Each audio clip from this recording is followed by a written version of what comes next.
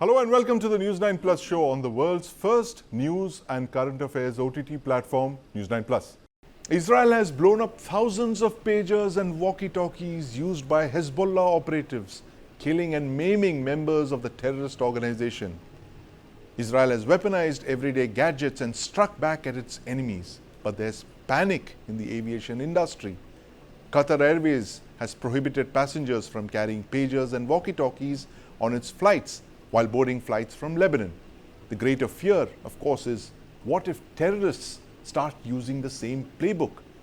And how does this 9/11 of counter-terrorist operations affect airline security and the millions of passengers who fly each day?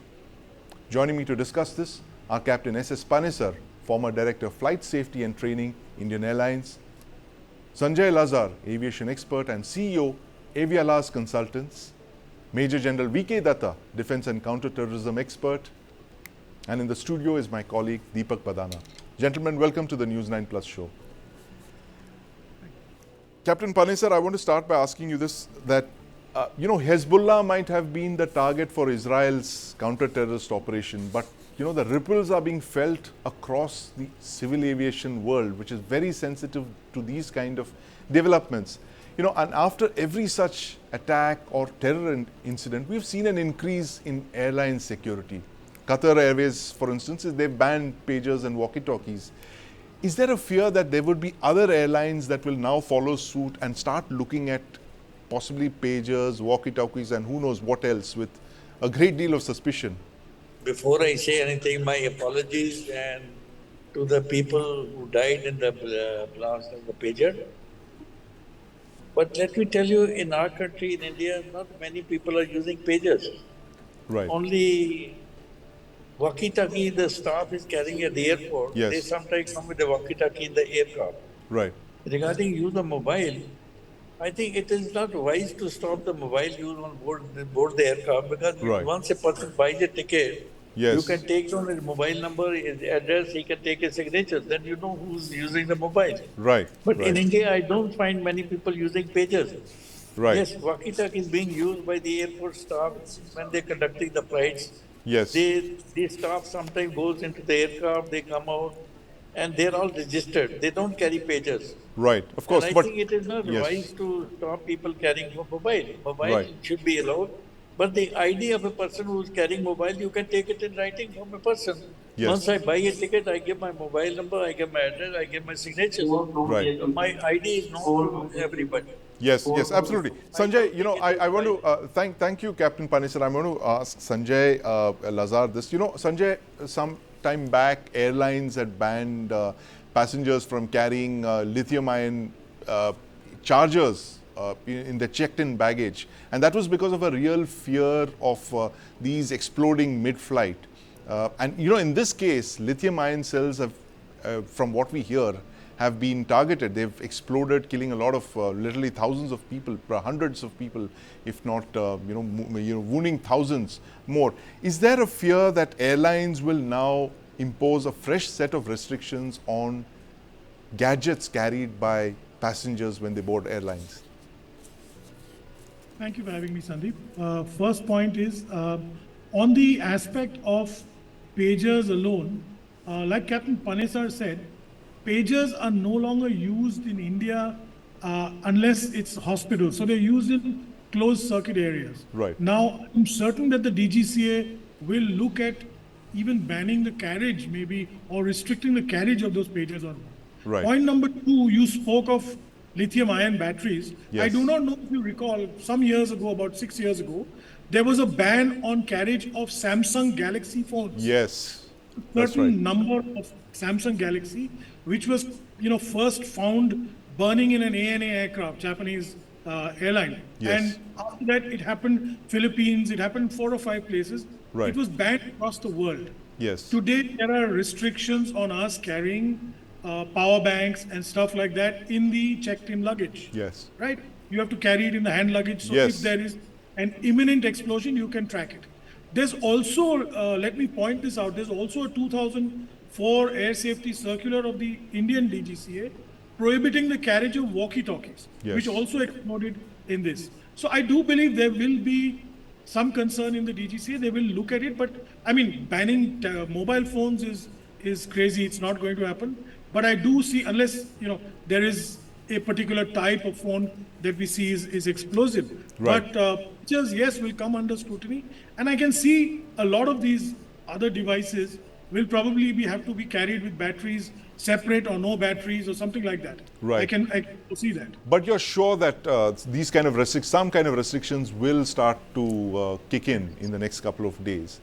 Sandeep, India is let me just say this, after the Kanishka and the various the hijack we've had in the last 30-40 years, India is far ahead of most of the world in counter surveillance for aviation. The reason being, we are a nation with so many conflagrations. Yes. You have terrorism in Kashmir, you have in the Punjab, you have in the Northeast, you have militancy everywhere. Yes. So there's always that risk. So I think, and to their credit, the BCAS and the DGCA and the MOCA, the Government of India, have kept quite a tight, stranglehold on security. It's tedious, it's cumbersome, but it works so far.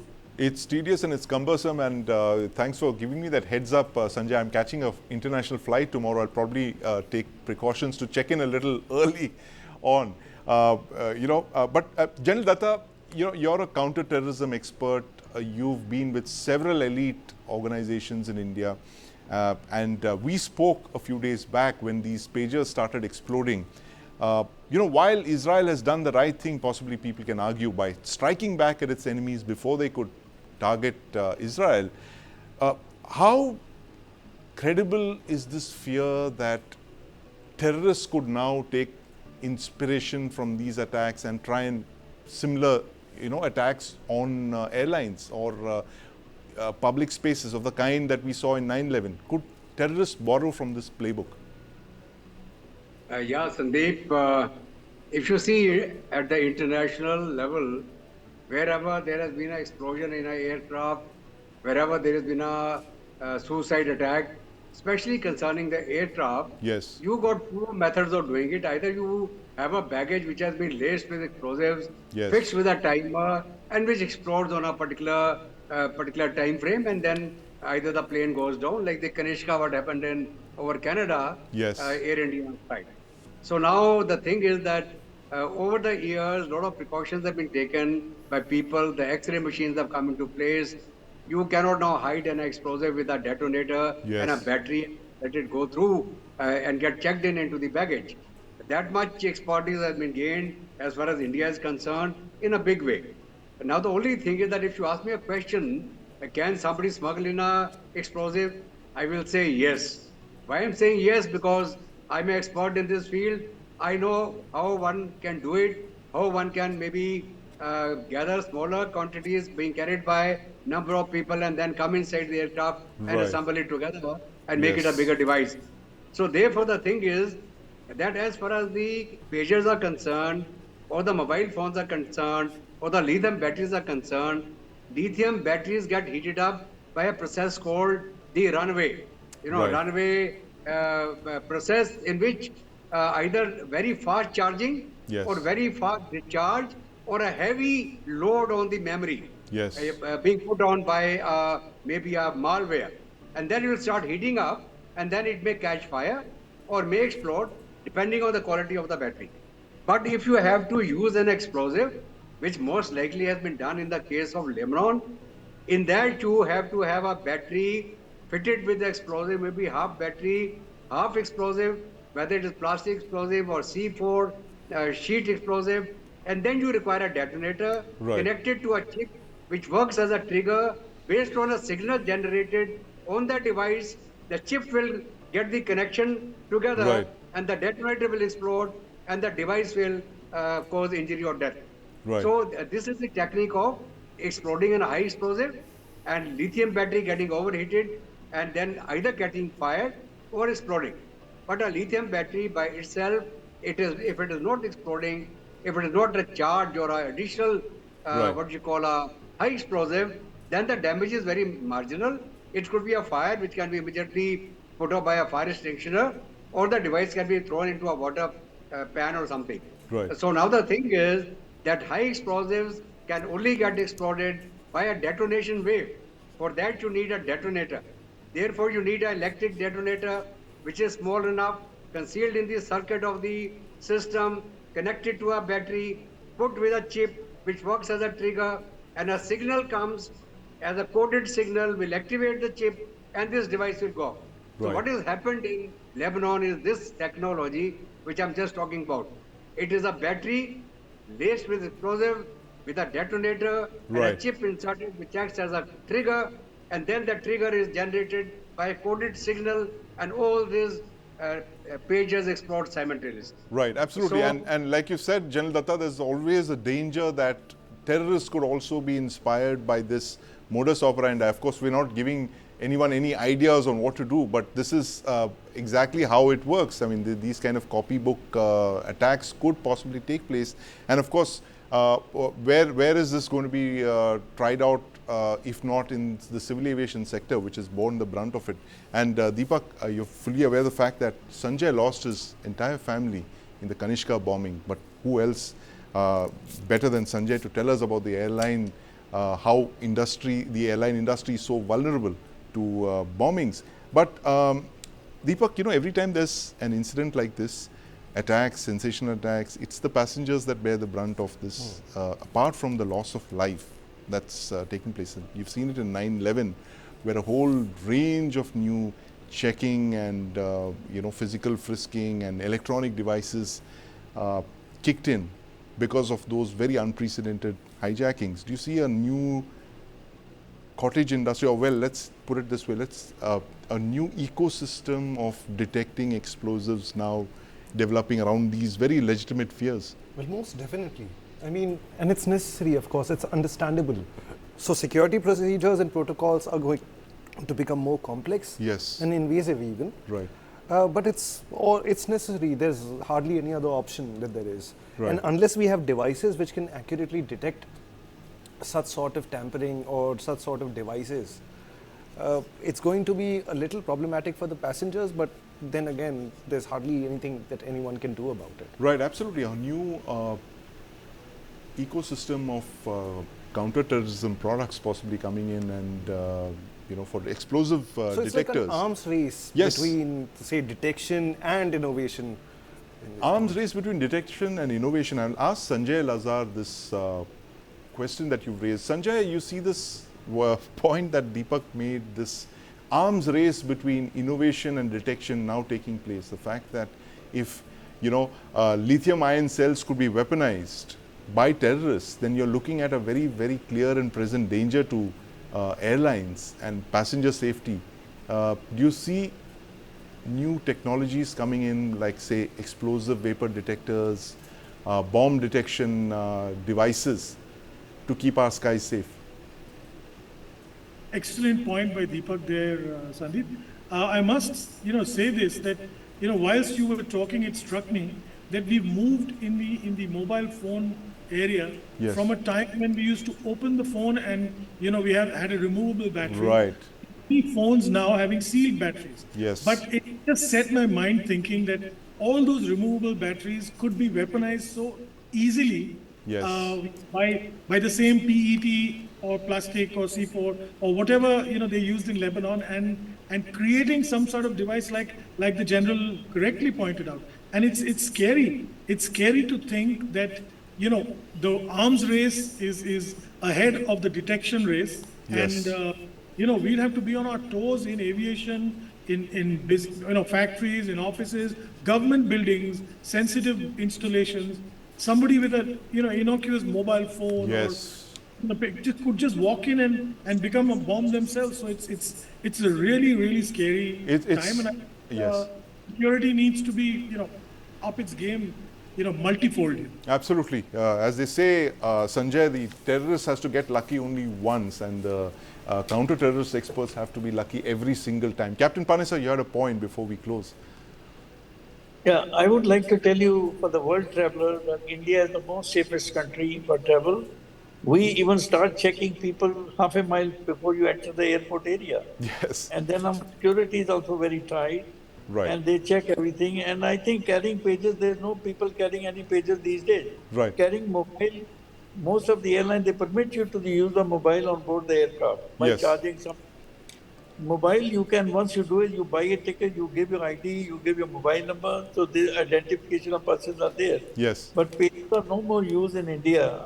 I am not aware of anybody using pages. Absolutely. No, we're just looking at the possibilities, Captain Panesar. The fact that if pagers and walkie-talkies could be laced with explosives, surely the terrorists are thinking of all of this themselves. And as Sanjay pointed out, today's sealed batteries in cell phones could well be the next terror strike.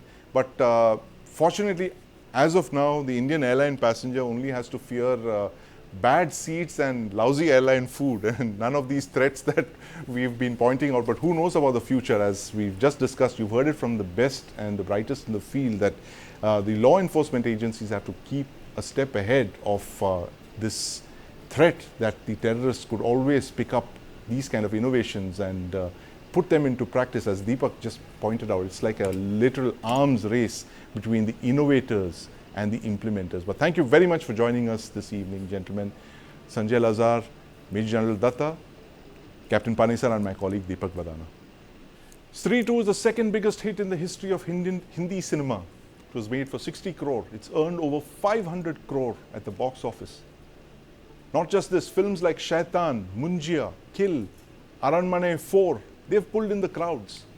Top stars, the star system, big productions and huge marketing budgets. Nothing seems to be working this year. Big budget blockbuster films are flopping, but it's the small films that are raking it in. So what's the message in this film, in this Stree 2 and its films like this? What's the message for the film industry here? Joining me to discuss this are filmmaker Saurabh Verma, film critic Mayank Shekhar, and in the studio is my colleague Udisha Srivastav. Welcome to the News9 Plus show. Mayank, a return on investment of 1200 crore of Stree. I was just looking at the figures. I mean, what sorcery is this here? Well, it is a movie about sorcery, so it shouldn't be surprising at all. It's been magical numbers for a movie that's really about horror and comedy. I watched Stree 2 actually the night before its release in a preview theater, in a preview screening, paid preview screening. So there was public all around me who paid extra to watch it before release. And it occurred to me how they were totally primed up for the film. So they were laughing even before the jokes. They were getting scared even before the scary bits appeared on the screen. So, you know, sometimes people just want to do something and they wanted to watch Stree 2, I could tell. I don't know if it's as good as the movies has turned out to be in terms of box office, but it's certainly a movie that was highly anticipated. And I could tell even from, you know, my friends are all box office fellows or people with the snack counter, and they were predicting this to be a huge hit given what conversation they were having with the others coming in for other movies. Right, I mean, unbelievable. I mean, you're talking of a movie that's literally the Sholay of small budget movies. And I have in the studio with me my colleague Udisha, who's seen both movies. Udisha, you waited for the second one. I did. I desperately did. I think the sequel one was released in 2018 and I watched it. I liked it. It was fun. But then obviously there are some traces that need to be, you know, tracked. And when I watched the sequel 2, the Stree 2, I mean, I was sitting in theaters. The next morning I had to do a review. But while I was watching the movie, I was so engrossed in it. It was so fun. A delightful experience. I think it was the second day of the release and I watched it. And the theaters were full. I mean, you can see and listen people shouting, yelling, and they were totally, absolutely connected with the audience. The experience. Yeah, It did. A great thing. It was a wonderful movie, and I, as a cinema enthusiast and the person who has studied it, I watched the movie from all point of view, not just from the storyline point of view. Right? I watched it from the background score, the music, basically what's the soundscape of the movie, the dialogue delivery, what is the crew like, and what's their acting like. I think I could not find any mistake at any point of time. I mean, it was a delightful experience. Delightful experience. And, you know, Udisha, thanks for recounting that. The fact that you said that it connected with the audience, and if audiences are reacting to that, that clearly tells you why it's hit 500 plus crore. You know, Saurabh, after the sugar rush of 2023, you had a string of blockbusters last year, right? Gadar 2, Jawan, Pathan, all of those movies. You've suddenly seen a slump, the big budget blockbusters of, you know, it's all quiet on the blockbuster front. It's all these small movies, you know, that are raking it in. Another thing that's common to all these films is a very strong storyline. As Udisha was saying, these films, they manage to connect with the audiences. If you've seen people laughing and shouting and clapping in the audiences, it obviously means that it resonates with the people. Is there a message for the industry here that you need to focus more on content? Not that this is the first time you're hearing this message, but it's being reinforced film after small film that's hit the box office. I guess the message here in the content is basically we sometimes overthink what to make and what not to make. And India is not as similar to Hollywood. Like Hollywood thrillers and actions work very well. But India, I think we have enough grief, depression, daily fight, inflation and all those worries outside where you go to a cinema to escape from all those things. Right. So one common thing which you'll see in all the films which are working is the comedy factor, the lightheartedness of the thing. Yes. One of the reasons why I feel that C has worked is because you're getting what you're seeing in the trailer. Right. You're getting some lighthearted fun, you're seeing some gimmicks, you're seeing this thing.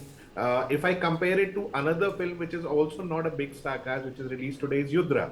Right. But it's put in all the gimmicks and all the formulas of a film, which gives it a kind of a notion that it will not work because the moment you over formalize a film or you try to make it too Hollywood, people have already seen it in OTT and everything. Secondly, there's a difference between cinema watching and OTT watching. In cinema, it's you need to have a community watching, you need to get engrossed, and comedy is the biggest flavor in India.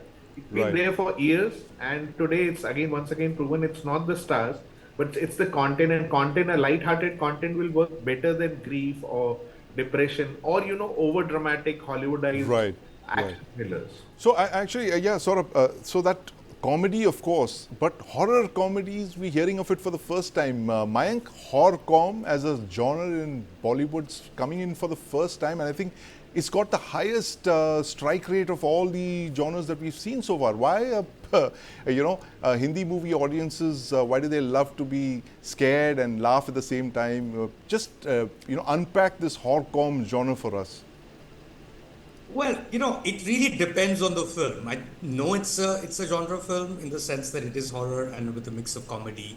But if you take something like a survivor drama like Manjumal Boys, right? Yes. That's another experience I'll never forget because I watched in the second week of its release. It's a Malayalam film, but mostly the audience was Tamil. I'm talking about Chembur in Mumbai, and they were cracking up to the jokes, but they were also feeling exasperated for the fact that there's these people stuck in a cave, right? So I think horror can be replaced. I think with the survival drama as well, but comedy, I suspect, is a pretty important segment. But the other thing that's very important, Sandeep, is by the way, we're having this conversation on what's supposed to be National Cinema Day. Yes. It's a new concept that came out of the pandemic when no one was visiting theaters. Yes. So the multiplexes decided, we're going to celebrate cinema or the cinema going experience and call this one day, and then going to have very, very cheap tickets. So that is the first time that the needle moved when it came to people coming to theaters because the prices had become 75 rupees back then in 2022. Today it's today in 2024 it's 99 rupees, and people are apparently supposed to come and watch Rudra, which as pointed out earlier as well, it's a terrible film, regardless of what genre they've made it in, right? But yeah, I think what it teaches us. Not just this, even Munjia before this, but more than that, the re-release of movies, right? Yes. I mean, look at the numbers of a film like Laila Majnu, which was a washout when it came out, when it did, back in, I think, 18, if I'm not mistaken. And here it's collected 10 crore from a movie that people could have watched on OTT anyway. They were looking at romance, with, again, a genre that we don't make that many of lately. You take a film like Tumbad, which is again, like a supernatural film, period film in its own right. Again, did not do the kind of numbers that it's done now upon its re-release, and they're just re-releasing old movies now. So basically, is small the new big? I don't know. Is old the new big? Is horror com the new big? It's impossible to tell, but certainly what's going to stay is the fact that people actually do want to go to theaters. Absolutely, content is the new big. I must add, Mayank, there. It's all content, and regardless of how old it is, at what genre it's in, I think people want to be entertained and tickle, and they want to laugh, they want to cry, they want to fall in love with their characters. But Saurabh, one phrase that I remember hearing back from my days of covering cinema in Bollywood with Mayank in the early 2000s was this thing called bhed chal, right? Everybody rushes in one direction. If horror films are doing well, you'll have like 500 horror films. Is that still the case now with all these small films doing really well? Are there like 500 3-2s being made as we speak? I know at least 20 people who are trying to make horror comedies now. So that right. Definitely is there. Right. And the thing is that, you can't, too much of a good thing is not that great. So right. The thing is that there are so many other things which we are still remain untouched. And that right. experimentation is happening more on OTT and less on films. Yes. But light-hearted films, less, dark elements. And obviously, nostalgia is working big time where things which are worked. So franchise right. films, good films with sequels can definitely work. Gadar is an example. And Tumbad is a very surprising example because the opening is a very heartwarming thing that people are looking for content no matter how different or interesting or grassrooted Indian it is. Right. But, Mayank, is the fact that the small films worked this year was also because there were no really big blockbuster movies on the horizon. This Karan Johar hasn't come out with a movie. None of the three Khans have come out with movies this year. And so it's pretty much a wasteland if you look at it, the industry, right? So is that one possible reason that the small movies are doing better? So even a film that's above average, connects with the audience, that gets the good numbers? No, absolutely. I think that has already happened in terms of the palette that's completely changed so far as like a wider mainstream audience is concerned. They can watch a Telugu film and turn into the biggest hit of the year. Yes. They could watch a Tamil film and that would be one of the top hits of the year as well. So it could be a regional film. Regional, I mean, of course, spoken in one particular state in that sense. Yeah. It could, of course, be an old film and it can be a small film. But it is the film, right? Right. So far as the stars concerned, I think they've delivered as well. I mean, if you look at Ranbir's last movie, it was one of the biggest hits of the year as well. Yeah. You and I Monster hit. You can take whatever we like, but Animal was a blockbuster. Yeah. Now, speaking of Bhed Chal though, Sandeep, I think here it's important to understand that if you go by Bhed Chal, things change so dynamically and so quickly that by the time the movie comes out, it's already stale. And that's precisely what's happened with Yudra. I'm bringing it back again because I just watched it and like my head is popping from that experience, right? Because when they would have thought of it is when the South Indian Telugu blockbusters were on the scene, right? Where your Pushpas of the world were killing it. So they said, you know what, we're going to make a similar movie and do it our own way. But, by the time it comes out, it's already become stale as an idea. Yes. So Bhed Chal is great, but the time between conception and delivery is so high, it's so long that the world may have changed by the time you actually come out with the movie. So it really doesn't help planning now for what you want to do based on how people are reacting, as audiences are reacting to theatres at the moment. Absolutely. Tastes are changing very rapidly, Udisha. And, you're talking of movies like as Yudra, as Mayank just pointed out, and he's recovering from a severe migraine after watching it very clearly. And if there's one interesting fact that I can point out, so after Istri 2 was released, Shraddha Kapoor became the third most followed Indian on Instagram, and guess who she surpassed? Not the Prime Minister. She surpassed the Prime Minister of India, Mr. Narendra Modi, and she also surpassed Priyanka Chopra. Yes, my God.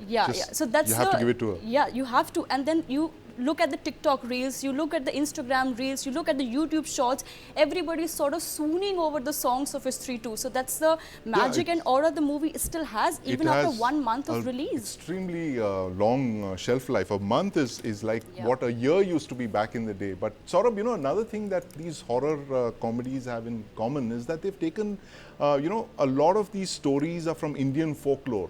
All of these, whether it's Bhedia or it's Munjia, all rooted in the soil, local tales, local folk tales, a bit like Kantara in that sleeper hit from the Kannada film industry.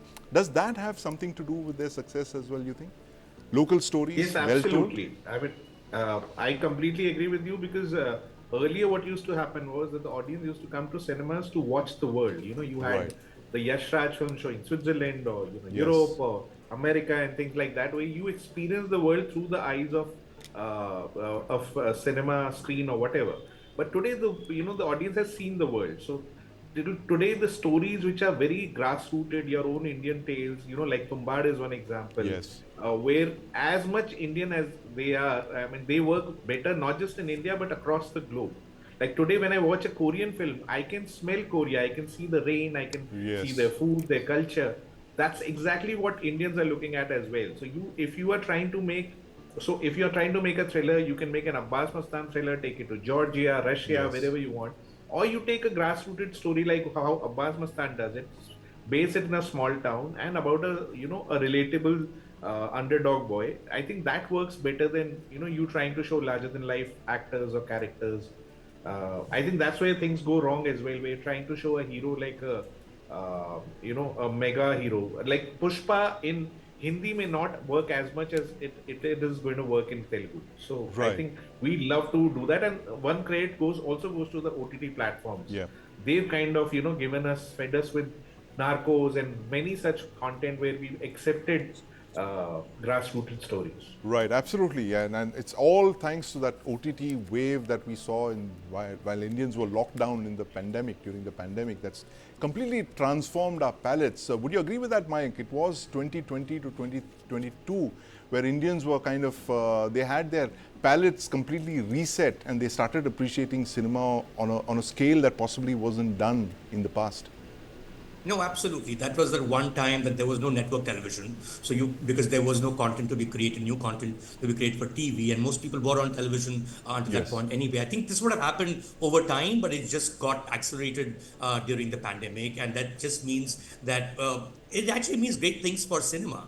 Or the theatrical business also, because they have lots of content to play with, and you never know what works. In any case, in a theater, what you really need are 2 major hits in a month. So that major hit can come from Hollywood, it can come from any part of India, it can certainly come from old films, and it can come from obviously Bombay as well. So it's a great time for cinema if you look at it from a long-term perspective. It's a great time for cinema indeed, and Mayank, you've hit the nail on the head. I mean, whatever be the genres or whoever is making them, it's the audience that's king. Finally, that the audience, were not just the remote control in his hand, but he's got a movie ticket as well, and he wants to see good content. And the kind of content that we are seeing is of a variety that we've not seen any time in the past. But thank you very much for joining us, Saurabh, Mayank, and my colleague Udisha.